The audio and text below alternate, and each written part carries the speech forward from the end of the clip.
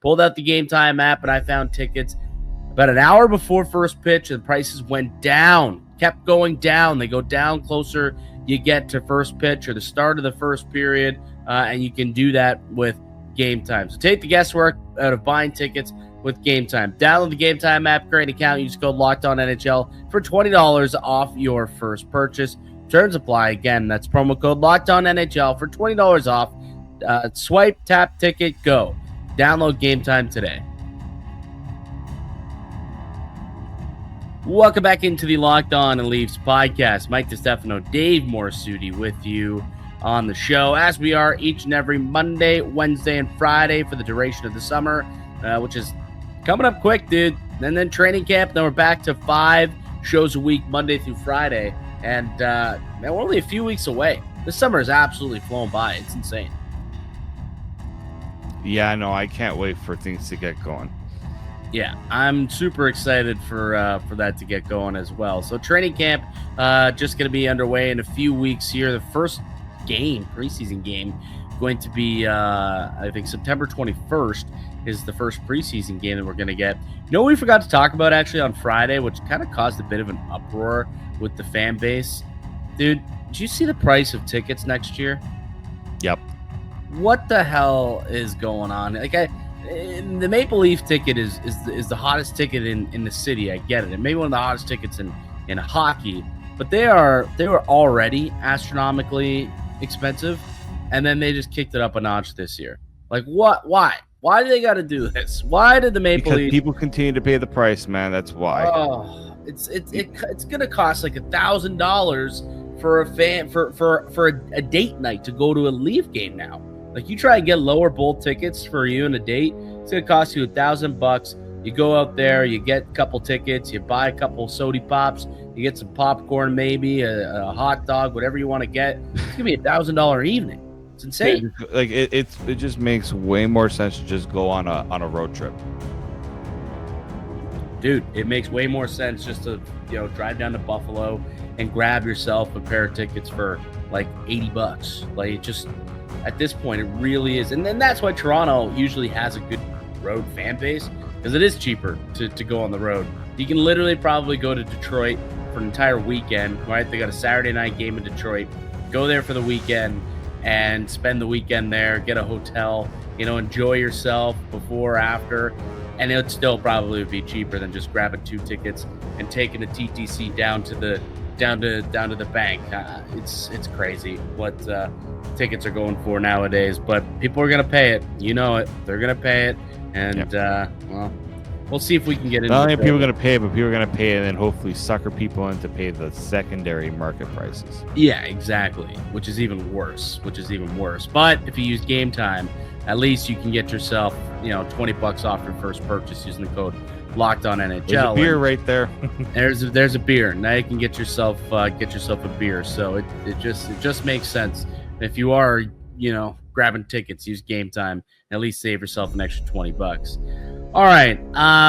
So Tyson Barrie actually announced his retirement today, and Tyson Barrie had a very interesting career with the Toronto Maple Leafs. And revisionist history, we always look back on that trade and think that it was arguably one of the worst trades in Maple Leafs history, and probably the worst trade in Kyle Dubas's tenure as a Toronto Maple Leaf. Although he claims that the Mason Marchment Dennis Mulligan trade was the one that keeps him up at night. He said that on a Cam and Strick podcast recently. For me, it's the Kadri for Tyson Barrie deal. Alex Kerfoot was also involved in the trade. And I feel like because of that, Barrie never truly got a fair shake here in Toronto. Like, the second he got here, people were like, he's not Nazem Kadri. And people just wanted Kadri back. They still want Kadri back in the fold. And since Barrie just never really found his footing here in Toronto, it turned out to be one of the worst trades ever.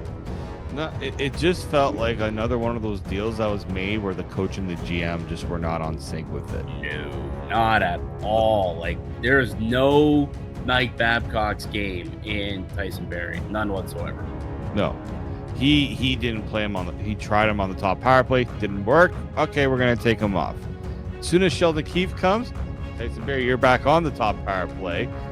and I think he scored in like his first game back on the top. Something like that, yeah. I think it was in Colorado or wherever he's from, I think. And it was in a game in Colorado, I think, is when he ended up getting in there and scoring. And it's just one of those things where you have to you got to build a team not just for the GM's view, but also how the coach is planning to use the player. Yeah, like this just felt like, I hate to say it, but now I really look back at it, it felt like about a bunch of like the Moneyball situations where they're like, you're gonna play Hattenberg at first. No, not gonna do it. Like that's what it felt like. And I maybe Tyson Barrie wasn't the defenseman the Leafs needed, really, because they had Morgan Riley in terms of like that offensive defenseman on the right side. Yeah, but how long did the Maple Leafs and like the fan base clamor for a puck-moving right-handed defenseman? True. Like the Leafs, like everyone's been clamoring that for years. It's like, I can't remember the last time the Leafs had a strong puck-moving right-handed defenseman. And, that's what, was dominating the league at the time, right? So that's what everybody wanted to see. So they made it happen. So Kyle Dubas made it happen. He made a trade, sent Nazem Kadri the other way. And that was, keep in mind, after 2 straight playoffs where he had gotten himself suspended and really cost the team. So the trust factor with Kadri and the Leafs at the time was frayed. But they brought back what was considered a good puck-moving defenseman. Like, look, the 2 years prior to getting to Toronto and Colorado, this guy was pretty solid. Actually, realistically, like 5 years of like top pair, power play, quarterback type numbers. From 14-15 to would be 18-19. He had 53 points, 49 points, had a down year with 38 points, but only played 74 games that year. And then he had 57 points and 59 points, 14 goals, 45 assists, career high 59 points the year before getting traded to Toronto. So after 14 goals, 59 points, he got 8 points in 12 playoff games for the Avalanche that year. Dubas looked at that and said, hey, we could use that. We could use that production from the back end on the blue line, and decided to make that deal, make that swap. And I'll be honest, at the time, I was not a hater of the deal. I know that this is a polarizing topic in conversation at the time, although I didn't like moving on from Kadri just because, you have one of the best center depths in the NHL with Matthews, Tavares, Kadri. He was a heart and soul guy. He was someone who gave you a little piss and vinegar when the other guys very monotoned on the ice. Like, you moved out a lot of personality and identity when you traded him. Looking back, you notice that. At the time, it's like, hey, we've got kind of a glut of centers. They really need some defensemen, like outside of Morgan Riley. Just